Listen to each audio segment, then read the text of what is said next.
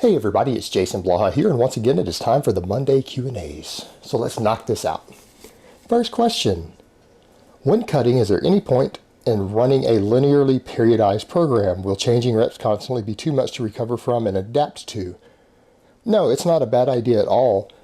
Yes, you might find it difficult to make progress. You might even regress a bit, but if you can make any sort of progress while you are cutting, and again, it's going to be easier to make progress if you're newer to training, if you have a higher body fat when cutting, or you're cutting fairly slower. So the faster you cut, the leaner you are, the more experienced you are, the more difficult it's going to be to make gains or even retain gains, size and strength when you're in a caloric deficit. However, if you can make any gains, you should. So that being said, something like a linear periodization program will probably give you the best chance to make gains. So it isn't a bad idea, but the thing that you need to remember is that you need to keep progression really, really low. You might need to back progression down if you're going to run a periodized program, or try to, because what you don't want to have happen is start hitting heavy sets on big compounds to failure. That's going to be potentially disastrous for you when you are in a caloric deficit, because that's going to be hard to recover from. So just watch the progress on it. But yeah, it's going to give you the best chance to actually progress while in a caloric deficit, which would be an ideal scenario to reach, which you're probably not going to reach for more advanced lifters, but if you can, you should do so. All right, next question. Do you think there's merit and or physiological value to training at a powerlifting/weightlifting gym versus a normal fitness center? And do you think it affects any sort of gains in athletic performance or muscle gain? Yeah, absolutely. It's like with anything else in life. If you want to get better at something, you should surround yourself with people who are better at it than you are. Or it's another expression you've heard, if you're the smartest person in the room, you need to find a different room. People who are successful and who are motivated are going to tend to motivate other people around them to be successful and motivated. And if you're at a commercial gym full of people who are goofing off, people who maybe aren't serious about reaching their goals, or people who are half-assing it, it can negatively affect your motivation. And in fact, if you're at that sort of gym and you're training really hard, people might not like you, they might complain about you, and in the worst case scenario, you might even be thrown out of that gym. It can be overall demoralizing. So if you're serious about improving, you should always seek to be in the best environment possible, surrounded by people who are doing better than you are, who are more motivated than you are. And it doesn't matter whether we're talking about training or anything else in life. That is what you should always do if you are serious about reaching a goal. All right, next question. Hey Jason, why is it so happening that bodybuilding physique community is so hateful and trashing one another, in contrast to people who train for performance, powerlifting athletes in sports, etc., which are far more supportive and have respect for each other? Thank you. Yeah, just like you see people in all the fitness channels, all these bodybuilders talking about other men's physiques and everything, it has to do with the points I made before about the insecurity involved in physique-related endeavors.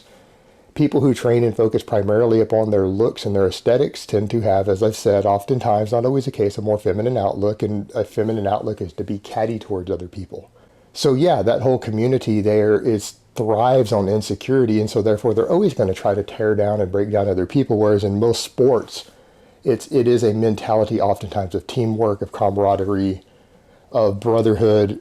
And so you'll always see what's more supportive. The people are more secure generally who compete in actual performance sports than people who strive purely to improve their aesthetics and their looks. Because again, it has to do with most people who do the latter get into it due to having their own insecurity. And insecure people will tend to tear others down. Secure people will tend to be supportive and build other people's up. And it has to do with the basic personality types that are drawn to these endeavors. It's not that the endeavors themselves, it's the type of people who, as a demographic, tend to be drawn towards them. All right, next question. I have injured my back deadlifting, rounded it, and now get pain when I lean forward. It improved and went away when I stopped doing deadlifts and barbell rows, but happened again when I attempted to row again. Can you give me alternatives to deadlifts and bent over rows that would not jeopardize my back? I am paranoid and I'm very scared to cause more serious damage. Even squats, although not causing back pain, make me scared now. The only compound move left for me is the bench press. I appreciate your help for alternatives to build strength. All right, what you need to do, you don't need to shy away from these. If you're straining your back, it's because you have a couple of issues there. You're probably using too heavy of a weight. Your technique is off. your hamstrings are too tight, your core is too weak. So what you need to do is continue to do these exercises or take a week off from them. Spend a lot of time doing heavy core work, ab work, weighted planks every day. Start stretching your hamstrings, doing hurdler stretches every day until you can improve your hamstring tightness, or maybe start doing some Romanian deadlifts to improve the mobility in those and strengthen those. And then start doing these lifts again and focus on maintaining good form and using a lighter weight. If you need to cut the weight in half that you're using and build back up slowly, then do so over a month or two.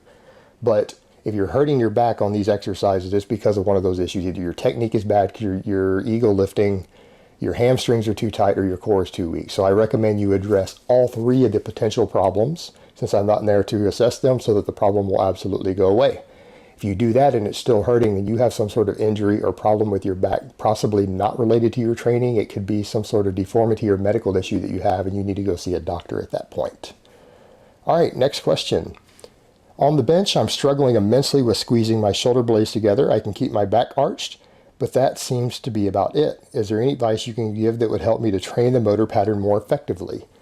Yeah, start doing face pulls and hold them for a 1 or 2 count at the top, to where when you pinch your scapula together, you get into that mindset of pinching your scapula together up here like this. And then when you just put your arms down, then afterwards, you'll find that you can do that. And the other thing that you need to do is not let your shoulders roll forward at the top of a press. You're probably pressing too high up.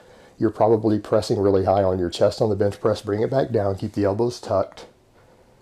Practice doing any sort of pulling exercise where you pause, or even if your chin up's also on top of it with the scapula retracted, so that when you come down and press, you press this direction. You don't press up here, because that pulls the scapula back apart. You're rolling the shoulders forward.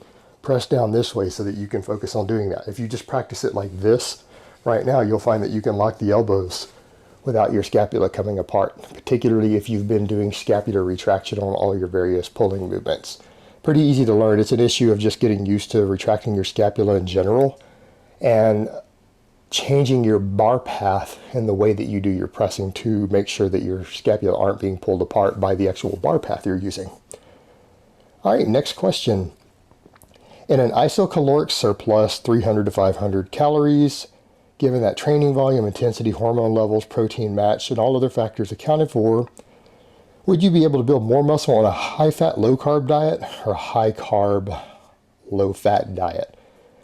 This is subject to a lot of debate. In all honesty, most conventional wisdom would tell us, and therefore that's what I generally need to go with, because that's where most of the data has been done, most successful athletes have done, would be the higher carb approach with lower fat. However, there are people trying to study the latter.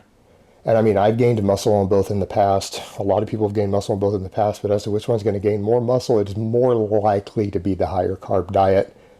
But we simply do not have hardly any human studies, particularly on athletes, studying muscle gains on the low carb, high fat diet. So it's hard to answer that due to lack of data, but conventional wisdom would tell you that the higher carb, lower fat would probably do better in terms of just overall body composition on a gain. But, you know, we might find data in the future as it's being studied, because there are some people proposing studies on it who want to get it done that might suggest the other, but it might turn out to be that people with certain genetic predispositions are going to gain more muscle versus fat on one versus the other. It may not end up being an actual set answer of one versus the other. It could depend very much on individual genetics as we study it more. All right, next question.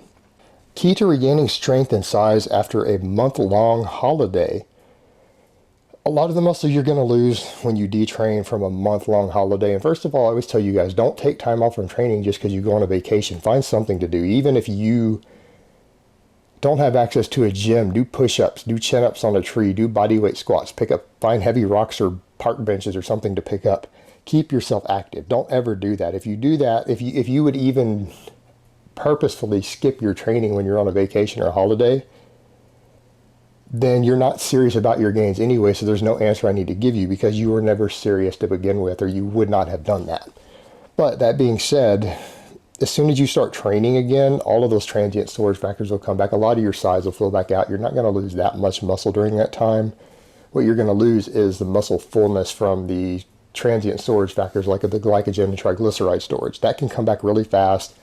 You're going to lose motor pattern learning. So if you come back in and you start lifting relatively heavy again, with progressive overload, your neural efficiency is going to come back within a few weeks. So what you're going to find at month off from training, it'll probably only take you 2 to 4 weeks to regain everything once you start storing more muscle glycogen and everything again, and you get the motor patterns back. It won't take that long. But in the future, don't do that. All right, next question. Dear Jason, do you believe that years under the bar develops mental toughness and discipline alongside physical gains? Do you think this aspect is overlooked most of the time? Thank you for your insight. I don't think it's specific just to years under the bar. While, I do believe in that personally because I'm very big on strength training and heavy barbell work, I would say that any sort of intense physical training that you do for any sort of sports endeavor or martial arts or anything else, that if you do it for years on end, that yes, it is going to improve mental toughness and discipline by its very nature. It doesn't have to be specifically barbell work. It could be any sort of intense physical training that pushes your body to the limits, that will always give you extra mental discipline and tough and overall make you a stronger person. So it doesn't have to be specific to this. All right, guys, but that's really all I have to say on that today. I hope it's been informative, and I will talk to you guys next time in part 2.